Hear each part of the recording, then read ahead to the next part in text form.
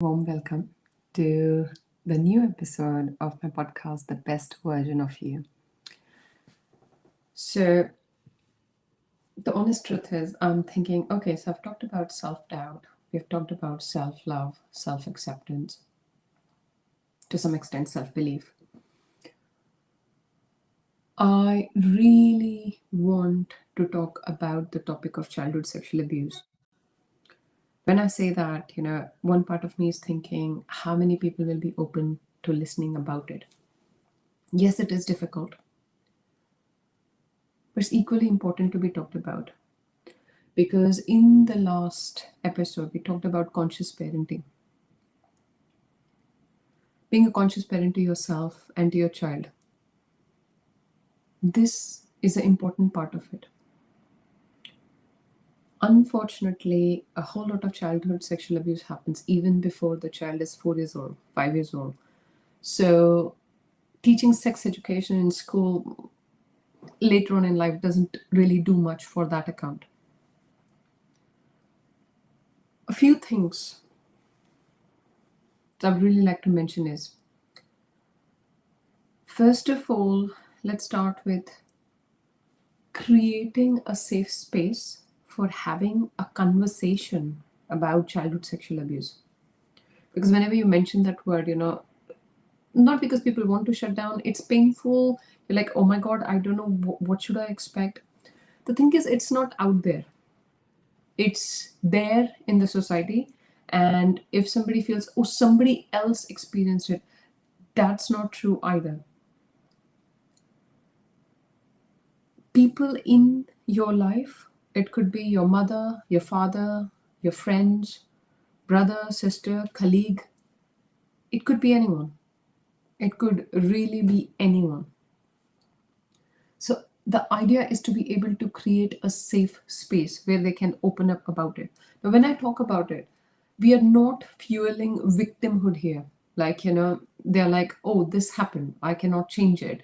And, I don't want to fuel in those memories. No. Why we want to talk about it is because we help the person who went through it to move from victimhood to victory. Yes, something happened. Yes, you can't change anything about it.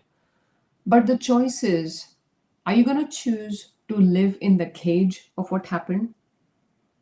The guilt, the shame weighing you down? Or are you ready to open that cage and come out and be you? When I went into the realm of rapid transmissional therapy, what I came across was, when I'm doing the sessions, every second session, every third session, childhood sexual abuse was coming up in some way or form. And these sessions were not intended to start with for that. So these are people who have come to, be their best self, and they're really seeking help with self confidence, self esteem, self belief, self doubt, self trust. So, what I came to understand was guilt and shame was the biggest part that is weighing them down, not letting them embrace who they are. So, as a very young child, say about 2 years old, 3 years old, 5 years old, you don't always have the concept of who can be trusted and who cannot be, because mostly the abuser is known to be somebody the child trusts. What can we do about it? So, as I said, creating a safe space. Yes, I agree, we cannot change what happened. True. But when this person has a space to open up and speak about it and be seen and be heard, and feels that, oh, I do not have to keep hiding this part of me because this is not right, nobody should be able to see it, that feeds into the guilt and shame, because something is wrong with me and therefore I need to hide it. That's where guilt and shame comes from. Speaking about it actually is kind of dimming down that guilt and shame. That is so, so, so important. Therapy has its own place in it. I understand you might say, Ruchi, I'm not a therapist. Like, if somebody breaks down in tears, what can I do? Yes, you're not, you might not be a therapist, but you're a human being. You are a human being with a human connection to another human being.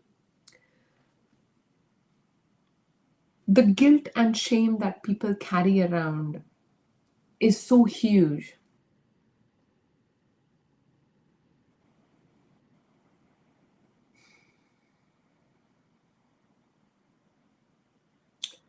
I'm going to say something here which I've never mentioned before. I was sexually abused as a 4-year-old child.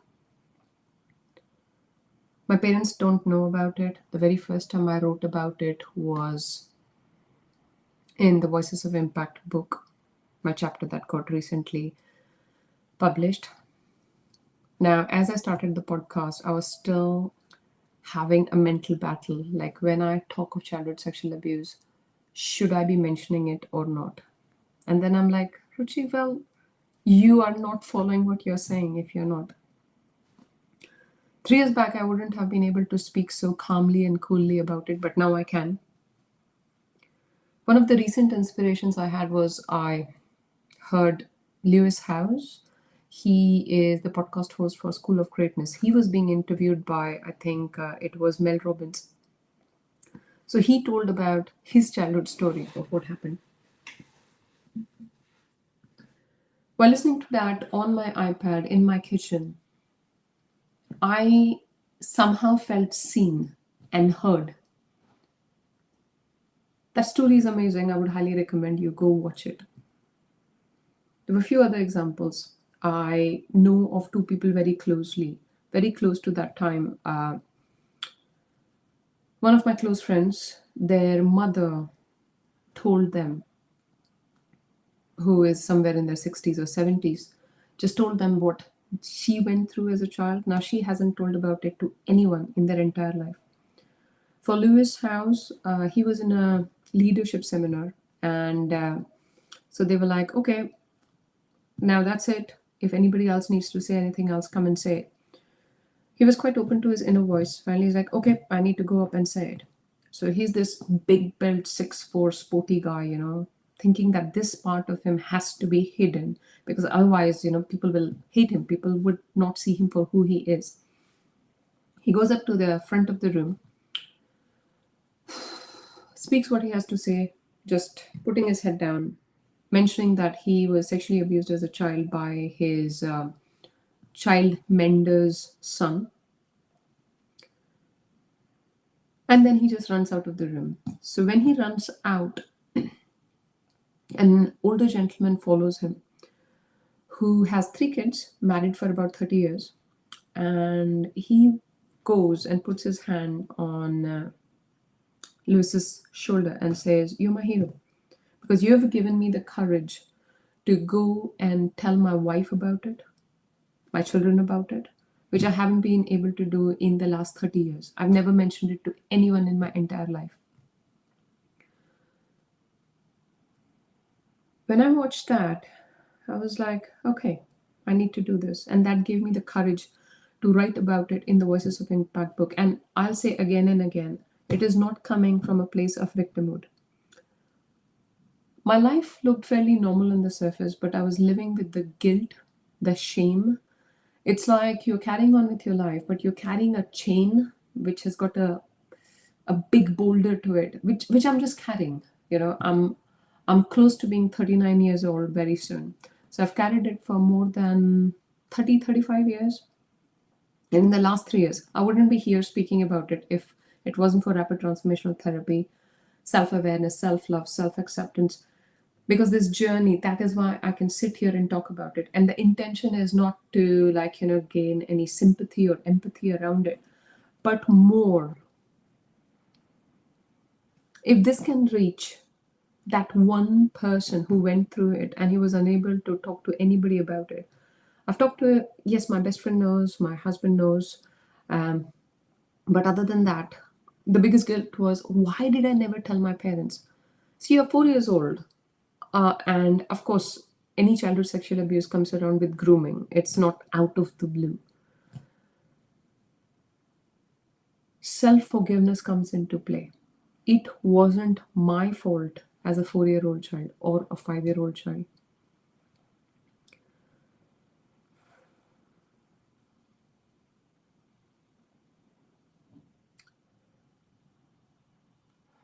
I've written about it, but I have never spoken about it publicly before. And so I did this before the mirror about 3 or 4 times, and I thought I was prepared for it, but I think there's still a very strong physical reaction. That is not going to pull me back. I am going to speak about it. I'm not concerned about that particular person because that particular cousin has got a family now, and I don't want to ruin that. My idea is, am I going to let that weight weigh me down and weigh me down and cover me up in guilt and shame for the rest of my life, or not? I am an unlimited being who has chosen as a soul to come for learning, progress on this earth, and chosen a limited experience, as in like a limited personality, a physical, mental, vital. But I am an unlimited being. I am an eternal soul. That is who I truly am. So, this thing, what happened, cannot limit me. Yes, it does create subconscious blocks. The most important blocks is it created were guilt and shame, and that stand in the way of self love, self acceptance, and self belief. And we have talked about it before that the two main foundations of self belief are self love and self acceptance. Now, if you're carrying around guilt and shame, you can easily understand how difficult self love and self acceptance becomes. The biggest understanding was, yes, what happened happened. I have been through RTT sessions with my other colleague therapists for it. There's a whole lot of healing that still needs to be done. I am on the path for it. But I'm not going to be waiting to be this perfect and completely healed person to speak about it, because I want to speak about it. I want to create awareness about it. I don't want to hide this part of me because if I hide, that means something is wrong with me. Something I did was wrong, and that wasn't the fault. As a 4-year-old child, the adults in my life unfortunately failed to keep me safe enough, but that wasn't my fault. And what I want to put across is, if somebody says, oh, that happened, that's not true. The problem is the impact runs with you for years. For years. I held myself responsible for almost 30 years. That's a long, long time. And I think anybody who knows who has been through it themselves, kind of can relate to what I have to say. I'm not trying to take off any scabs here. I'm not trying to poke any pain here. All I'm trying to say is what I'm speaking here, and I've gathered the courage to speak about here. I want to reach to that one person who needs to listen to it. For example, when I was listening, I talked about Lewis House, the School of Greatness podcast, when he was being interviewed by Mel Robbins, and I was a person listening. And, that relief that I felt was immense. If what I'm speaking right now could reach that one person who is happy to let go of that guilt and shame. See, some responses will be hardwired. For example, certain people who look a certain way or a certain smell still gets me into fight and flight response. That is inbuilt. That needs help, that needs therapy. But at least we can give each other a space to speak openly about it. And we live in a society where this happens. In all cultures, in all walks of life, it's not a low socioeconomic thing or a high socioeconomic thing or a good family thing or a bad family thing. There are human beings, there are different types of ignorances, and this is one of those, and it happens. Unfortunately, like rapists, pedophiles are not even caught. There might be few who have targeted many, many, many, many children and they might get caught through. But if there's somebody in the family who is a pedophile and nothing was ever reported, they're not caught through. They lead normal lives. What can you do? The most important thing is, if you are a parent who has been through it, facing the guilt and shame, speaking about it, seeking therapy if you need to. I recently worked with somebody. I had to be in a really grounded place because in a session, unexpectedly, it came up that she was sexually abused by her own father as a 5-year-old child. This was far more intense than even what I went through because it was my cousin who was, I think, 12 or 15 years older to me, but this was her own father. I'm really proud of myself that I could actually stay grounded in the session, help her stay back and still observe the scene rather than live it again, reframe it. We went through the transformation. I'm not going to name any names here, but she is in a loving relationship now. She trusts her decision. Her anxiety has significantly come down. She can sleep through the night. This was just one rapid transformational therapy session I did for her. And this was for somebody else. I have had rapid transformational therapy sessions. I've had issues with low self-confidence, low self-esteem, self-worth issues, guilt, shame. I've had RTT sessions, and as I said, healing is not overnight. It is a journey. But it's like how it really felt is if this is the core of me, my inner light, which is here to shine bright. Each of us have our own unique gifts that we have come here to share with the rest of the world. Unfortunately, all these layers of guilt, shame, lack of self love, lack of self acceptance, seeking validation from outside, which is basically lack of self worth. I am valuable if, I'm validated if. Dealing with the limiting beliefs, dealing with the subconscious blocks, it's like, taking off all these layers. And I think that's the best gift we can give ourselves because we are not here by chance. We are here for a rhyme, reason, purpose. There's a meaning, there's a sense, there's a purpose to it. What is your purpose? Align with it, whatever that is. You are here to be the truest and highest version of yourself. If you went through childhood sexual abuse or somebody else who went through it, help yourself and help them get rid of this guilt and shame. The easiest way you can do it is help that person speak about it. Because you know how the camphor burns and it evaporates. So when they speak about it in a safe space, in somebody who trusts them, the guilt and shame, they evaporate. The weight of the guilt and shame they were carrying, it evaporates. I started this episode thinking that I'm going to start and talk about childhood sexual abuse, but I'm not going to go into my journey. But that wouldn't have done justice to what I really wanted to share, and so I did. Again and again, I'll say the same thing. Speaking yourself about it or giving somebody else the space to speak about it is not about taking the scabs from their wounds. It's about giving space for them to be them. You can't hide a part of you from yourself and the world and talk about self-love and self-acceptance. You can't. Self-love and self-acceptance is about accepting yourself wholly, all of it. What happened, happened. You cannot change it. But giving yourself a safe space to heal, giving other people in your life a safe space to heal. I really look forward to a world where, I don't know, even in a workplace, even in a social meeting of 10 people, rather than talking about weather and gossiping about somebody else, we could talk about, oh, you know what, I cried yesterday. And the other person might say, oh, you know what, I'm worried about this thing. The third person might say, this is what I went through in my childhood. Oh, I'm working on my inner child healing. We are ready to open with each other, making a more genuine, a deeper connection. A deeper connection does take vulnerability. You cannot keep your guard up and create a deeper connection with another human being. You cannot. Fear of failure, fear of judgment, especially fear of judgment, is going to keep you off. What if this person rejects me? Self-love, self-acceptance, your locus of self-worth and validation being inside you is what is going to help you handle that. Yes, as human beings, we need validation.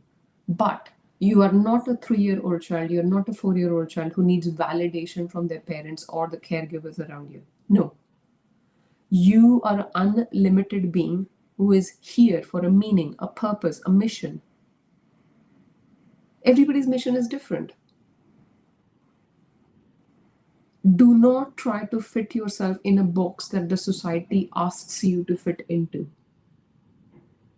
That's not who you are. Healing is a really important part, and I would say the best gift you can give to yourself and to every single person in your life. Because healing is what keeps the guard up. I need to hide this because this part is vulnerable. If somebody sees it, I'm not okay with it. I love when Brene Brown says that there is no courage without vulnerability. There is no courage without vulnerability. Choosing to form genuine connections. Yes, when you're forming genuine connections, when you're opening your heart to somebody, yes, you're likely to get hurt. But so what? Are you going to live with your heart closed for the rest of your life? Are you only going to talk weather? And I'm not, even in a family conversation, like, between parents and children, helping your child to learn trust. You trust in them, you believe in them. They can come and tell you about anything. You will trust them. See, you are with your child, I don't know, 24/7 in the maternity leave, which is generally 12 months after they are born, or I extended it to a year and a half. But see, at some point when they're really young, they might go to nursery, which is a safe place, I get it. But even otherwise, they are going to be end up dealing with other people who is not just you.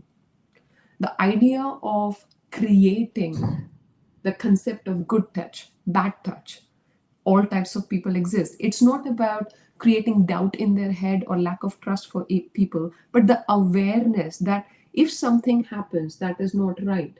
So I have taught my son, like, what is the private part? This is penis. This is anus. This is where you do your VV from. This is where your potty passes from. These are private parts. Mama, papa change nappy, or your teachers in the nursery can change nappy, or whatever else you want to tell them.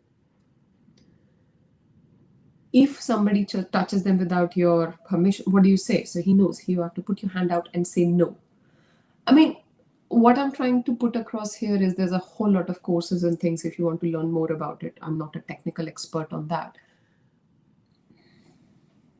But just creating this awareness, because as a parent, you have the capability to keep your child safe, not to handicap them, but to give them wings, to be the wind under their wings. It doesn't mean, you're going to keep them in a room and keep safe for the rest of your life, but at least you can make the best effort. Creating a bond of trust that is unbreakable. I know you love your child unconditionally. You tell them every single day, possibly, that you love them so much. Please also tell them you believe in them, you trust in them. They can come and tell you about anything. It is a difficult issue, but I think just the understanding that it exists, it happens, and not talking about it is not the solution. And it doesn't happen to anybody out there. It happens to you, me, people you know. It really can happen to anyone. And because children are so vulnerable, especially when they are young, they are less than 5 years old, less than 10 years old, they need to know about it. They need to understand about it. Because always understand these people who are pedophiles. It could be anyone. It could be a part of the family. It could be a part of the extended family. And it could be anyone. Them, your child, knowing the name of their private parts, they being able to voice a no. So if you're trying to raise a child who's completely obedient, who is wanting to say a yes and to please you all the time, it won't help, because they have to be able to say a no. They have to have that firmness and conviction in themselves. They have to be able to come to you with anything. They can tell you anything. That yes, my mother, my father, they're going to believe in what I say.